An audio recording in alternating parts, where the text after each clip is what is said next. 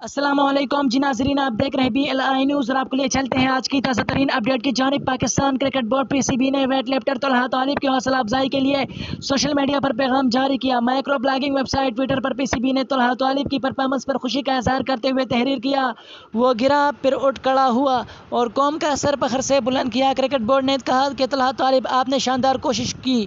ख्याल रहे कि टोक्यो ओलंपिक्स में वेट लिफ्टिंग के खेल में पाकिस्तान की नुमाइंदगी करने वाले तलहा तालिब मेडल तो ना जीत सके, लेकिन अदम सहूलियात के बावजूद इवेंट में शानदार परफॉर्मेंस दिखाकर कौम के दिल जीत लिए।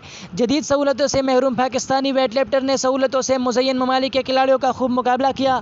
तलहा तालिब सिर्फ 2 किलो के फर्क से मेडल जीतने से महरूम रहे। उन्होंने स्नैच में 150 किलो और क्लीन एंड जर्क में 170 किलो वजन उठाया। मजीद इसी तरह का इन्फॉर्मेटिव और न्यूज़ अपडेट्स वीडियोस देखने के लिए हमारे यूट्यूब चैनल BLI न्यूज़ को जरूर सब्सक्राइब करें। अगर हमारी वीडियो आपको अच्छी लगे तो अपने दोस्तों के साथ जरूर शेयर किया करें। मिलते हैं किसी नई वीडियो में, तब तक के लिए अपने दोस्त अपने भाई तौसीफ अहमद को इजाज़त दीजिए। अल्लाह हाफिज़।